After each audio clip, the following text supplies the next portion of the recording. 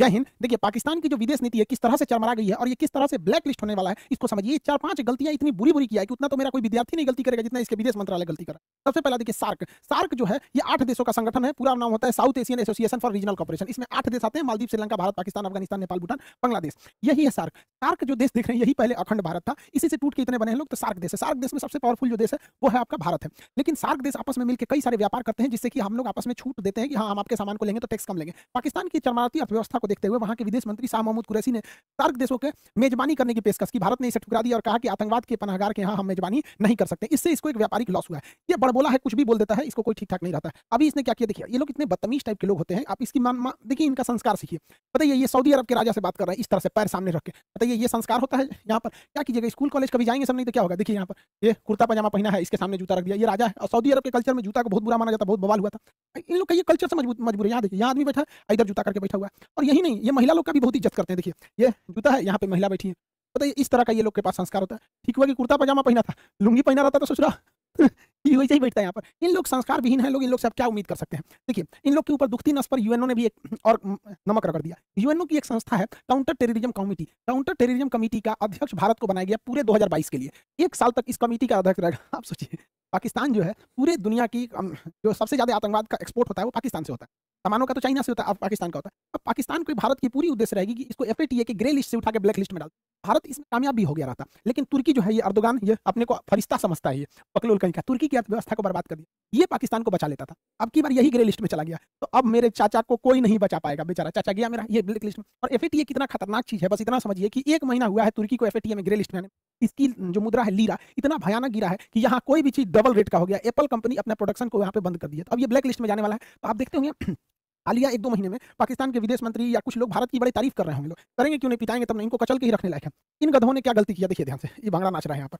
Islamic organisation के देशों में जाके कहता है कि भारत ने 370 जो हटा दिया गलत हुआ है, वहां के लोगों पे अत्याचार हो गया, वापस से 370 आना चाहिए। बताइए, इस भांगड़ा नाच वाले को कोई बताएगा कि 370 कभी भी अब वापस नहीं आ सकता। सबसे बेस्ट डिसीजन था अब तक का मोदी जी का, जितने डिसीजन थे उसमें 370 को हटाने का। अब इन उल्टे बेचारे के ऊपर सुनिए क्या हुआ। ये कह रहा था 370 में कश्मीर से 370 हटाने के लिए, कश्मीर में उल्टा मुस्लिम देश चले आए हैं सब। इस्लामिक ऑर्गेनाइजेशन कंट्री जो है ओआईसी, उसमें 2 ही देश पावरफुल रखते हैं, एक सऊदी अरब और एक होता है यूएई। यूएई की कंपनी है इमार ग्रुप। इमार ग्रुप यूएई में सबसे बड़े-बड़े बिल्डिंग प्रोजेक्ट बनाए हैं। बुर्ज खलीफा दुनिया की सबसे ऊंची वर्तमान में जो बिल्डिंग है, इसको इमार ग्रुप ने ही बनाया है। ये यूएई की कंपनी है। इमार ग्रुप अब कश्मीर में एंट्री कर दी है। इमार ग्रुप के आने से कश्मीर में उन लोगों ने अनाउंस किया है कि श्रीनगर में 5 लाख स्क्वायर फीट का ये मॉल बनाएंगे। इतना बड़ा मॉल भारत में केवल 5 ठो है, जिसमें एक ठो अब जम्मू कश्मीर में हो जाएगा, श्रीनगर में। इतना जबरदस्त ये लोग मॉल बनाएंगे। इस मॉल के बनने से अगर बताइए कश्मीर के इशू लेके अगर ये अरब देशों में जाएगा कि कश्मीर में समस्या है, ये है वो है, तो भारत कह देगा ना कि चलिए मुस्लिम देश जो है ना, इस्लामिक और ऑर्गेनाइजेशन कंट्री जो है ओआईसी के देश में, बताइए वहीं की कंपनी है इमार ग्रुप, इन्हीं से पूछ लिए कोई प्रॉब्लम है। अभी कश्मीर में 6 लाख पर्यटक गए हैं सब 370 के हटने के बाद। हालांकि ये बहुत बड़ा आंकड़ा नहीं है, कश्मीर में ये करोड़ में जाने चाहिए पर्यटक। ये कश्मीर के लोगों का दुर्भाग्य है कि आतंकवादियों की वजह से उन बेचारों का बिजनेस बर्बाद होता है। आप देखिएगा कोटा में चले जाइए, वहाँ के लोग देखिए स्टूडेंट से उनकी आमदनी होती है। दिल्ली में जाइए मुखर्जी नगर, स्टूडेंट से। पटना आके देखिए स्टूडेंट से ही चाय की दुकान, सब्जी की, जिधर जिधर स्टूडेंट रहते हैं या जहाँ पर्यटक रहते हैं, पर्यटकों की वजह से लाखों की कमाई हो जाती है। आप देहरादून जाके देखिएगा कोई होटल खाली नहीं रहेगा। लोग शिमला में देखिए, तो श्रीनगर में आतंकवाद की वजह से वहाँ के लोगों का इनकम कम हो रहा था। तो अभी 6 लाख वहाँ पर टूरिस्ट घूमने गए थे और 18,000 करोड़ रुपए का इन्वेस्टमेंट हुआ है। सोचिए ये कश्मीर के लोगों के लिए कितना अच्छा बात है। हर भारतीय चाहता है कि वो लोग भी हमारे से कदम से कदम मिला के चले। अब जैसे अब सोचिए 5 लाख स्क्वायर फीट का अगर मॉल बनाना है, आप ही को अगर मान के चलिए कि पटना में हम ही को एक बिल्डिंग बनाना है, तो सीमेंट पटना से खरीदेंगे, बालू सीमेंट गिट्टी मजदूर सारा तो यहीं से ले आएंगे कि लुधियाना से उठा के लाएंगे, यहीं से ले आएंगे। तो ये जब इतना बड़ा मॉल बनाएगी तो कश्मीर के लोगों को हजारों की संख्या में रोजगार भी मिलेगा। अब इसके लिए पाकिस्तान बेचारा परेशान हो गया। वो गया था ओआईसी के देशों में कि भारत की बदनामी करने, उल्टे ये लोग देखिए यूएई के राजा भारत सरकार मोदी जी को क्या पहना रहे हैं। और यूएई ने अपने यहाँ एक मंदिर बनाने का भी क्या दे दिया, अनुमति दे दिया। सब लोगों को मिलजुल कर रहना चाहिए। यूएई का एक बहुत अच्छा डिसीजन है, सबको मिलजुल कर रहना चाहिए। पाकिस्तान केवल भारत के लिए दुश्मन नहीं है, ये पूरे मानवता के लिए दुश्मन है। देखिए अफगानिस्तान में अभी फूड क्राइसिस चल रहा है, वहाँ दवाइयाँ नहीं है, वैक्सीन नहीं है, पानी की किल्लत है, खाने की किल्लत है। तो भारत सरकार ने फ्री में अफगानिस्तान के लोगों को 50,000 टन गेहूं ले जाने दिया था। लेकिन पाकिस्तान कह रहा है कि हम अपने यहाँ रास्ता नहीं देंगे। भारत ने कहा क्यों नहीं दोगे, दुनिया क्या कहेगी, तो कहा ठीक है तो ट्रक पाकिस्तान का होना चाहिए। अब बताइए पाकिस्तान के ट्रक में हम अपना गेहूं पहले पाकिस्तान में उतारे, फिर पाकिस्तान का ट्रक भर के अफगानिस्तान ले जाएगा। बताइए मानवीय मदद में शर्त किस बात की। तो भारत सरकार ने कहा कि ऐसा कोई शर्त नहीं होगा। इसी में ईरान आगे आ गया। ईरान ने कहा कोई बात नहीं, अफगानिस्तान जाने का रास्ता अगर पाकिस्तान नहीं दे रहा है इंडिया को, तो इंडिया मेरे यहाँ चाबहार में आ जाए। चाबहार बंदरगाह ग्वादर से महज 72 किलोमीटर की दूरी पे, यहाँ चाइना बहुत डेरा डाला है। तो भारत यहाँ से 50,000 टन गेहूं पहुंचा दिया काबुल में। पाकिस्तान चुपचाप देखते रह गया, पाकिस्तान को बाईपास कर दिया गया। आखिर अफगानिस्तान हमारा ही तो हिस्सा था, ये हम लोग की कमी है कि हम लोग इसे संजो के नहीं रख पाए, बिखर गया। वरना हमारा ही था ये अफगानिस्तान। डूरंड लाइन भारत और अफगानिस्तान के बीच में खींची गई थी, पाकिस्तान के बीच में थोड़ी खींचे गए थे, अंग्रेजों ने उसे बांट दिया वहां पर। तो भारत वहां पर गेहूं को 50,000 टन की खेप पहुंचाया है। देखिए कैसे गेहूं को दिया जाता है, पानी वाली जहाज में ऐसे ऊपर से हॉपर खोल दिया जाता है, इसमें पूरा गेहूं भर दिया जाता है, बोरा वोरा मैंने पूरा इसे गेहूं भर दिया और वहां उतार लिया जाएगा, पूरी बड़ी सी जहाज में इसे लोड करके भेज दिया गया वहां अफगानिस्तान के लोगों को। इतनी भूखमरी है अफगानिस्तान के लोगों का, ये हाल हो गया है और इन पाकिस्तानियों को समझ में नहीं आ रहा है। मानवता शर्मसार हो गई है, ये हमारा ही हिस्सा था, अखंड भारत होके रहेगा, अखंड भारत ही, जब तक अखंड भारत नहीं रहेगा एशिया में शांति नहीं हो सकती। इन लोगों को खाना वगैरह पहुंचाया गया है। साथ में काबुल में बच्चों का केवल एक ही हॉस्पिटल है, इंदिरा गांधी हॉस्पिटल, बच्चों का हॉस्पिटल।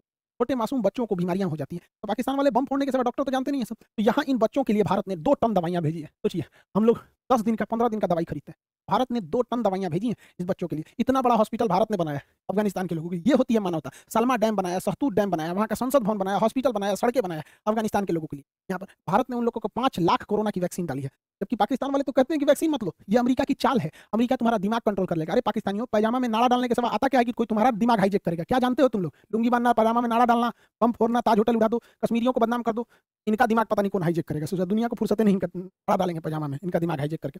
तो ये अब सोचिए अफगानिस्तान के लोगों को बताना चाहिए कि तुम्हारे में कितनी बड़ी बाधा आ रही है, पाकिस्तान नहीं जाने देना चाह रहा है। तालिबान ने भारत की भी धन्यवाद कहा है कि हम भारत की मानवीय मदद करके हम सराहना करते हैं। ये भारतीय मीडिया को चाहिए कि ये सवाल बहुत जोर शोर से उठाए विश्व पटल पर कि इससे पाकिस्तान की थूथू हो और अफगानिस्तान भारत के लिए और करीब आ सके। तो भारत की मीडिया को सब पता थोड़े रहता है, वो तो खाली यही बताएगी नमस्कार आज आपको बताते हैं देखिए राहुल गांधी ने नरेंद्र मोदी को दांते काट लिया। अरे सोचा यही सब बतेबे करेगा इंडिया के मीडिया में, ये सब बात नहीं बताएगा। पाकिस्तान पगला गया है ससुरा। कि फरवरी में चाइना में विंटर ओलंपिक हो रहा है, इस विंटर ओलंपिक में चाइना ने ना मेरे चाचा को चीफ गेस्ट बन के बुलाया इसको चीफ अल्लाह मेहरबान तो गधा पहलवान अजब हाल है भाई, अजब तेरी कुदरत, अजब तेरा खेल, छछुंदर के सर पे चमेली का तेल, वाह वाह। लेकिन इसको चीफ गेस्ट बनाया और ये गधा चीफ गेस्ट बन गया, जबकि इसे नहीं बनना चाहिए। इस चीफ गेस्ट बनना या विंटर ओलंपिक में भाग लेना ये अमेरिका से खुली दुश्मनी हो जाएगी। रीजन क्या है कि अमेरिका ने चीन के, अमेरिका ब्रिटेन हो गया, अमेरिका हो गया, ऑस्ट्रेलिया हो गया, जापान हो गया, ये क्वाड वाले देश ने जो थे ये चीन के विंटर ओलंपिक का बहिष्कार किए। वहाँ एक टेनिस खिलाड़ी का रेप हुआ था, उसने बोल दिया तो उसी को उल्टे जेल में डाल दिया। तो अमेरिका भड़का हुआ है, किस पे भड़का है? चीन पे भड़का हुआ है। अब देखिए चीन जो है पाकिस्तान को बुला लिया है चीफ गेस्ट बना के, और रूस को भी बुला लिया उद्घाटन समारोह में। भारत को इसमें नहीं जाना चाहिए, लेकिन भारत फिर भी जा रहा है। तो खैर भारत साइड में बैठ के टुकुर टुकुर देख रहा है, क्योंकि भारत के लोग पढ़े लिखे हैं, जानते हैं कि पाकिस्तान कितनी बड़ी गलती करने जा रहा है। अब जरा देखिए, अमेरिका ने कहा है कि कोई भी देश विंटर ओलंपिक में न जाए, अगर जाएगा तो हमारा विरोध होगा। और ये सब पाकिस्तान चीफ गेस्ट बन के चल गया, और रूस भी चलाया है। अमेरिका, रूस इधर भी गया है, रूस भी गया है, ये तो खुश है फादर ऑफ कोरोना। अब जरा समझिए, अमेरिका घुसियाया है, अमेरिका रूस का तो कुछ बिगाड़ नहीं पाएगा, अमेरिका चाइना का भी कुछ नहीं बिगाड़ पाएगा। बच गया कौन? पाकिस्तान, इनको बर्बाद कर देगा। अब बताओ, आज तक जो बाइडेन ने इसको फोन तक नहीं किया, बताइए, एक फोन कॉल नहीं किया। एक बच्चा भी रहेगा अगर पॉलिटिक्स का क्लास किया होगा मेरा, तो उसको समझ होगा कि अमेरिका से दुश्मनी लेना ठीक नहीं है। अब हथियार की सप्लाई इसको ज्यादातर अमेरिका देता है, अमेरिका F-16 जहाज देता है इन लोगों को, उनका पाट पुर्जाई बंद कर दिया। अब उड़ाएंगे कौन से भैया? मोटरसाइकिल टेम्पू थोड़े कितनी मैंने हिल डुल कर आया तब वो चलो, जहाज गिर जाएगा उन लोग का। लेकिन नहीं, बैल जाएंगे चीफ गेस्ट बन के। आप इतना कम दिमाग है इन सबका, क्या बताया? अभी भारत ने क्या किया? बहुत खतरनाक चाल चल दिया रीजन में पूरी तरह पाकिस्तान को आइसोलेट करने के लिए। रीजन क्या है समझिए। अभी भारत ने फ्रांस को कहा है कि फ्रांस आप पूरे यूरोप के देशों को कहिए कि पाकिस्तान को हथियार न दे। फ्रांस कह रहा है ठीक है, फ्रांस अगर यूरोप के देशों को मना दिया कि तुम पाकिस्तान को हथियार की सप्लाई मत करो, तो पाकिस्तान पूरी तरह से पंगु हो जाएगा। और फ्रांस ये कर सकता है क्योंकि यूरोपीय यूनियन जो है वो यूरोपीय यूनियन का अभी अध्यक्ष है फ्रांस। यूरोपीय यूनियन में फ्रांस बहुत पावरफुल है, और अगर यूरोपीय यूनियन के अध्यक्ष से फ्रांस ने पास करा लिया कि पाकिस्तान को हथियार की सप्लाई ना इटली करेगा, ना जर्मनी करेगा, कोई नहीं करेगा, तो पाकिस्तान का जितना एमुनेशन और पूरा उसके डिफेंस सिस्टम उसका रीड टूट जाएगा। क्योंकि विंटर ओलंपिक को ज्वाइन करके ये जो बाइडेन से अपने बैर ले लिया है, वहां का हथियार खत्म। और अगर यूरोपीय यूनियन वालों ने बंद कर दिया तो इनका जो टैंक का इंजन आना है वो बंद हो जाएगा, हाई क्वालिटी के जो रडार है वो खत्म हो जाएंगे इनके अंदर का। जो मिराज जहाज है उसको फ्रांस रोक सकता है, रोक भी दिया है उसने। यहाँ पर जितने भी उनके जो बैटल शिप वगैरह हैं, हेलीकॉप्टर के इंजन वगैरह हैं, क्रूज मिसाइलें हैं, जो भी एमुनेशन हथियार हैं, ये सारी की सारी सप्लाई बंद हो जाएगा। अमेरिका बंद हो गया, अब पूरे यूरोप वाले बंद कर दिए, तो बचता है चाइना। रूस तो इनको देगा नहीं पाकिस्तान को। चाइना का हथियार आपको पिछले वीडियो में बताए थे कि चाइना के मिसाइल मारा तो मिसाइल लगा तो फटबे नहीं किया। आतंकवादी सब देखा, सब मिसाइल गिरा भागो, फटबे नहीं किया। अभी 3 दिन से, मतलब 1 हफ्ता से वैसे ही पड़ा हुआ है, नहीं फटा है यहाँ पर। अब आप कहेंगे कि फ्रांस ऐसा कर सकता है, तो फ्रांस तो कर सकता है। क्यों कर सकता है समझिए। यूरोपीय यूनियन जो है, यूरोप के देशों का अपना एक संगठन है। यूरोपीय यूनियन के अध्यक्ष का पद अभी फ्रांस के पास है, इसलिए सारा कमान इसी के पास है। यूरोपीय यूनियन में सबसे पावरफुल था ब्रिटेन, जो हट चुका है। अतः ब्रिटेन अब यूरोपीय यूनियन में है नहीं, ब्रिटेन हट चुका है। तो यूरोपीय यूनियन में केवल 2 देश शक्तिशाली हैं, फ्रांस और जर्मनी। फ्रांस और जर्मनी, इन दोनों का भारत से बहुत जमता है, और इन दोनों का पाकिस्तान से थोड़ा भी नहीं जमता है। और इसमें फ्रांस के हाथ में आया है तो पूरे यूरोपीय यूनियन को बैन लगा दिया, तो डिफेंस सिस्टम बर्बाद हो जाएगा। और इन गधों ने कर दिया, और भारत ने फ्रांस से कह दिया है। फ्रांस और भारत की दोस्ती कितनी बेहतरीन है, आप समझ सकते हैं वहां पर। अब आप कहेंगे कि फ्रांस ऐसा करेगा क्यों? फ्रांस ऐसा कर देगा, समझिए कैसे कर देगा। देखिए, याद कीजिए अप्रैल का महीना, 1 साल पहले याद कीजिए, चार्ली हेब्डो के कार्टून विवाद था, तो पाकिस्तान में लोगों ने गरियाया था फ्रांस को। फ्रांस का प्रोजेक्ट का बाइकआउट किया गया था पूरे अरब देशों में। Kick out France ambassador. इन्होंने अपने संसद से पाकिस्तान वालों ने पारित करा दिया कि फ्रांस के राजदूत को बाहर निकालो। बाद में पता चला कि पाकिस्तान में फ्रांस का कोई राजदूत नहीं रहता है। इस तरह से फ्रांस के राजदूत का, राष्ट्रपति का पुतला जलाया इन लोगों ने। चप्पल से रौंद दिया फ्रांस के राष्ट्रपति को। अब फ्रांस की जनता भी अपनी राष्ट्रपति से कह रही है कि पाकिस्तान से बदला लो। फ्रांस में इलेक्शन भी है, फ्रांस के पास पूरी अध्यक्षता का पद है। अब ये इन लोग को छोड़ेगा नहीं। इतना उत्पात मचाए थे ये लोग कि इस पर हम वीडियो भी बनाए थे अप्रैल में कि फ्रांस से पंगा लेकर फंस गया पाकिस्तान। पंचर साटने वाले पाकिस्तान ने राफेल बनाने वाले से क्या लिया, बदला लिया।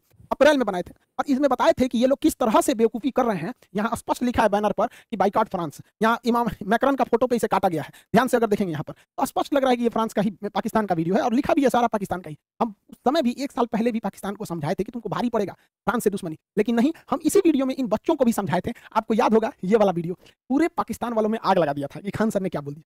ये आप देखेंगे, प्रूफ के लिए हम यहाँ रखे भी हैं, ललन टॉप का स्क्रीनशॉट है। इस पे एक पाकिस्तानी ने ना ट्वीट किया था, वकील सिवान खान के नाम पर खुद को मुसलमान साबित करने वाले अमित सिंह पर कार्रवाई होनी चाहिए। अरे भैया, हमारा पे कौन सी कार्रवाई करेगा? जज 4 जूता देकर भगाएगा। पूछेगा ना जज कि भैया ये पाकिस्तान का वीडियो है, स्पष्ट रूप से देख लो, यहाँ लिखा हुआ है कि फ्रांस के राजदूत को बाहर निकालना है। तो हम बताइए, अगर लोग ये कहते पाकिस्तान के बारे में बोले तो पाकिस्तान के लोगों को तकलीफ हो तो समझ में आना चाहिए। इंडिया में ट्वीट करके इंडिया में ट्विटर पे ट्रेंड करा दिया था सब। 22 मई 2021 को देखिए 9 बजे, रिपोर्ट ऑन खान सर, वाह, अलर्ट जारी किया गया था।